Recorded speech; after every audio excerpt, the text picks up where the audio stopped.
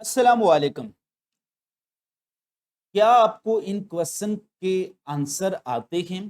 Question है जो हम डिस्कस करेंगे वो है कि why nucleic acid are so named. Why nucleic acid are so named, उनको ये नाम क्यों दिया गया? And where nucleic acid is found, nucleic acid आपको कहां मिलेगा? फिर न्यूक्लिक एसिड की एग्जांपल कौन कौन सी हैं? क्या डीएनए या आरएनए के अलावा भी कोई न्यूक्लिक एसिड है? फिर वो कौन सा बायोमॉलिक्यूल है जो कि जेनेटिक इंफॉर्मेशन को स्टोर करता है? इस वीडियो लेसन में हम डिटेल डिस्कस करने जा रहे हैं about nucleic acid. Bilsus, if you are a student of FSC class, you may be asked an extensive question that write a short note or detailed note on nucleic acid. So you must have to write the following detail of nucleic acid. I have divided these detail into different heading. So first heading of topic nucleic acid is definition of nucleic acid. First, firstly, you have to define nucleic acid. What are nucleic acid?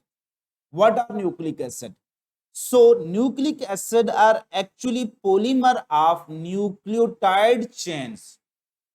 There are many nucleotides that link together by phosphodiester linkage and form a chain called nucleotide chain, and this nucleotide chain is actually a polymers, and this polymer is actually called nucleic acid. So हम कह सकते हैं कि nucleic acid are the polymer of nucleotide. In this nucleotide chain, in which units called nucleotide, तो basic unit of nucleic acid क्या हुए? nucleotide. They are linked each other by ester linkage, और specially वो कौन सी link ester linkage होती है? Phosphodiester linkage. तो थोड़ी सी डिटेल डेफिनेशन है, but you can define it as these are biomolecules that are actually polymer of basic unit called nucleotide. अब हम देखते हैं कि डिस्कवरी कैसे हुई थी। Nucleic acid was first isolated by Friedrich Miescher during 1869 in nucleus. Nucleic acid was discovered in which organelles, nucleus में से डिस्कवर हुए हैं ये, और वो न्यूक्लियस किन सेल का था? पस सेल। पस सेल क्या होते हैं? These are actually dead white blood cell, and dead white blood cell that actually die due to an infection and during their fight with some antigen, during their fight with some infectious agent, these white bloods are actually die and they are converted into pus cell. And as you know that white blood cell contain nucleus, so they were discovered from nucleus of dead white blood cell and sperm cell, and probably that sperm was fish sperm. So we can say that nucleic acid was discovered from which organelles? Nucleus. Nucleic acid was discovered from which organelles? Nucleus. From which cell? Pus cell and sperm cell. Now we are going to give a answer why nucleic acid are so named. इनको nucleic acid क्यों कहा जाता है? Why nucleic acid are called nucleic acid? So there are two words in this term nucleic acid. One is nucleic, and this term is arise actually from nuclei. As nucleic acid was discovered or isolated from nucleus, so they are called nucleic. And whenever we have tested their chemical nature, हमने देखा कि ये reaction कौन से देते हैं? They mostly give acidic reactions, so they are called acid. So nucleic acid are actually acid, and these acid are negatively charged. So nucleic acid are negatively charged biomolecule, just like most protein. So due to their discovery and due to their acidic nature, nucleic acid are termed as nucleic acid. और यहां से हम इनके abbreviation use करेंगे, they are abbreviated as Na, और इसी Na के साथ हम D लगाकर DNA बन जाएगा और R लगाकर RNA. This term D or R actually it is derived from deoxyribose and ribose sugar. That will be discussed in the later segment. Now we are moving toward types. As I have discussed in the previous slide that there are two types of nucleic acids. Na की कितनी types होगी? दो types होगी. एक होगा DNA deoxy ribo nucleic acid और दूसरा क्या होगा RNA ribo nucleic acid. So there are only two types of nucleic acid, इसके अलावा न्यूक्लिक एसिड की कोई टाइप्स नहीं है। इधर न्यूक्लिक एसिड आर डीएनए और nucleic acid are RNA. So DNA and RNA. अब यहां पर एक कंसेप्चुअल चीज बता दूं आपको कि इनकी ऑकरेंस के लिहाज से, ठीक है, न्यूक्लिक एसिड जो होते हैं वो तमाम बैक्टीरिया, तमाम वायरसेस और तमाम लिविंग ऑर्गेनिज्म में मौजूद होते हैं। Clear? Occurrence. So DNA, DNA आपको कहां मिलता है?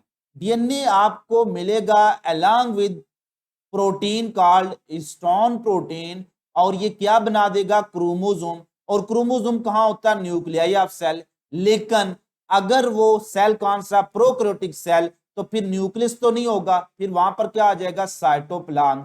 So DNA of bacteria is found in cytoplasm and DNA of eukaryote is found in nucleus। और प्रोकैरियोट का जो डीएनए है वो हिस्टोन के साथ एसोसिएटेड नहीं होता। In much lesser amount mitochondria and chloroplast they also contain DNA. So हम कंक्लूड कर सकते हैं which one of the following organelles have DNA. ये कंसेप्चुअल क्वेश्चन पूछा जा सकता है। Nucleus, mitochondria and chloroplast.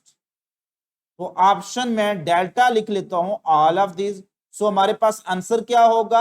Which one of the following organelles contain DNA? तो all of these organelles contain DNA. और ये तीनों ऑर्गेनेलिज किस में मौजूद हैं? यूकैरियोट। सो अगर हम कहें कि in prokaryote DNA is found in, तो इनमें से नन ऑफ दीज। प्रोकैरियोट में डीएनए कहां होगा? वो साइटोप्लाज्म में होगा। क्लियर? अब जो न्यूक्लियस का जो डीएनए होता है वो एसोसिएट होता है क्रोमोसोम के साथ, और यही कंसेप्चुअल क्वेश्चन आ जाए क्रोमोसोम इज फाउंड इन, तो फिर आंसर सिर्फ न्यूक्लियस होगा। लेकिन अगर आ जाए डीएनए इज फाउंड इन, तो फिर आंसर ऑल ऑफ दिस होगा। तो DNA that is part of chromosome वो किस में मिलेगा? वो न्यूक्लियस में मिलेगा। नेक्स्ट हम आ जाते हैं आरएनए के साथ। अब आपको पता है कि जो डीएनए है यही आरएनए बना लेता है। डीएनए क्या बना लेता है? आरएनए बना लेता है। तो डीएनए से ही ओरिजिनेट होता है क्या? आरएनए। अब आरएनए की डिफरेंट टाइप्स होती हैं, जिसमें से मैसेंजर आरएनए, इसके अलावा राइबोसोमल आरएनए और ट्रांसफर आरएनए, जिस पर हम नोट डिस्कस करेंगे आखिरी टॉपिक में टाइप्स ऑफ आरएनए में। जो राइबोसोमल आरएनए होगा वो राइबोसोम के साथ आपको मिलेगा। बाकी जो मैसेंजर आरएनए और ट्रांसफर आरएनए होते हैं वो आपको साइटोप्लाज्म, साइटोसोल में मिलेंगे। And in smaller amount in other part of cell. ये पार्ट कौन से होते हैं? क्रोमोसोम के साथ ये अटैच होता है, या फिर ये सेंट्रियोल के साथ अटैच होता है। तो in small amount of RNA is also associated with chromosome और सेंट्रियोल। अब हम आते हैं structure and chemical composition of nucleic acid. Nucleic acid की केमिकल कंपोजिशन में हम जो बेसिक यूनिट है इसका वो क्या है? न्यूक्लियोटाइड है। तो nucleic acid are complex substances. Why they are called complex? Because they are formed by different type of nucleotide. तो जब भी बायोलॉजी में कोई चीज दो डिफरेंट चीजों से मिलेगी तो उसको हम क्या कहेंगे? कॉम्प्लेक्स। चाहे वो गोल्जी कॉम्प्लेक्स हो, चाहे वो एंटीना कॉम्प्लेक्स हो, चाहे वो साइटोक्रोम कॉम्प्लेक्स हो, तो ये वर्ड आप बायोलॉजी में पढ़ेंगे। जब भी दो डिफरेंट चीजें मिलेंगी तो वो क्या बनाएगी? कॉम्प्लेक्स बनाएगी। सो न्यूक्लिक एसिड हमेशा कॉम्प्लेक्स सब्सटेंसेस हैं because they are formed by different type of nucleotide. अब जो न्यूक्लियोटाइड होते हैं they are polymer of unit called nucleotide. तो ये हमेशा किसका? डिफरेंट टाइप ऑफ न्यूक्लियोटाइड से मिलकर बने हुए, जिनका जनरल फार्मूला होता है न्यूक्लियोटाइड ट्राइफॉस्फेटेजेस, एनटीपीज। एसिड के वो क्या है? वो कंपोनेंट है न्यूक्लियोटाइड। और इन न्यूक्लियोटाइड का जो जनरल फार्मूला, जैसे मैंने आपको बताया, वो जनरल फार्मूला क्या है? वो न्यूक्लियोटाइड ट्राइफॉस्फेटेजेस, एनटीपीज। अब चूंकि डीएनए दो तरह, जो न्यूक्लिक एसिड दो तरह का है, वो डीएनए भी और आरएनए भी। तो अगर तो वो डीएनए है तो फिर उसके बेसिक यूनिट क्या होंगे? वो न्यूक्लियोटाइड भी दो तरह के होंगे। उनको क्या कहेंगे? Deoxy nucleotide triphosphatases. और अगर जस्ट वो आरएनए न्यूक्लियोटाइड है तो उसको कहेंगे न्यूक्लियोटाइड ट्राइफॉस्फेटेजेस, उनके साथ डीऑक्सी नहीं लगेंगे। सो स्मॉल डी कहीं भी लग जाता है तो उसका मतलब होगा वो डीएनए का न्यूक्लियोटाइड है। So DNA is made up of deoxynucleotide और RNA is made up of ribonucleotide। अब हम देखते हैं कि स्ट्रक्चर ऑफ न्यूक्लियोटाइड क्या है। Structure of nucleotide, nucleotide further किन चीजों पर मुश्तमिल है? तो एक न्यूक्लियोटाइड के फिर आगे 3 बेसिक सब यूनिट हैं। नंबर 1 एक पेंटोज शुगर होता है, जो कि 5 कार्बन शुगर को हम कहते हैं पेंटोज शुगर। याद रखना बेसिक स्ट्रक्चर ऑफ न्यूक्लियोटाइड यही पेंटोज शुगर बनाता है। एमसीक्यूज अगर आ जाए ना, which one the following form basic structure of nucleotide, तो वो पेंटोज शुगर होगा। लेकिन अगर हम वैसे ही क्वेश्चन पूछूं कि which one the following form structure of nucleotide, basic की बात नहीं है तो फिर तीनों बनाएंगे। एक क्या है, पेंटोज शुगर। इसी पेंटोज शुगर के कार्बन नंबर 1 के साथ क्या जुड़ जाएगी, कोई एक nitrogenous base, adenine, guanine, cytosine और थायामीन या फिर यूरासिल, कोई एक नाइट्रोजनस बेस कार्बन नंबर 1 के साथ जुड़ जाएगी। फिर इसके जो कार्बन नंबर 5 है, इसके साथ क्या जुड़ जाएगा, एक फॉस्फेट ग्रुप। तो ये कंपाउंड जो कि एक पेंटोज शुगर, एक नाइट्रोजनस बेस और फॉस्फेट ग्रुप से मिलकर बना होता है, इसको क्या कहेंगे, न्यूक्लियोटाइड। लेकिन अगर इसमें फॉस्फेट नहीं है तो उसको क्या कहेंगे, nucleoside. So nucleotide is actually composed of 3 सब यूनिट, एंड अगर न्यूक्लियोसाइड के सब यूनिट क्या होंगे, 2। डिफरेंस क्या है, फॉस्फेट का। न्यूक्लियोसाइड के साथ फॉस्फेट लगा दें तो न्यूक्लियोटाइड बन जाएगा, और न्यूक्लियोटाइड में से फॉस्फेट निकाल दें तो वो न्यूक्लियोसाइड बन जाएगा। So nucleoside is equal to, nucleoside या NS is equal to nucleotide minus phosphate, and nucleotide is equal to nucleoside plus phosphate. तो इस तरह के एमसीक्यूज पेपर में पूछे जाते हैं।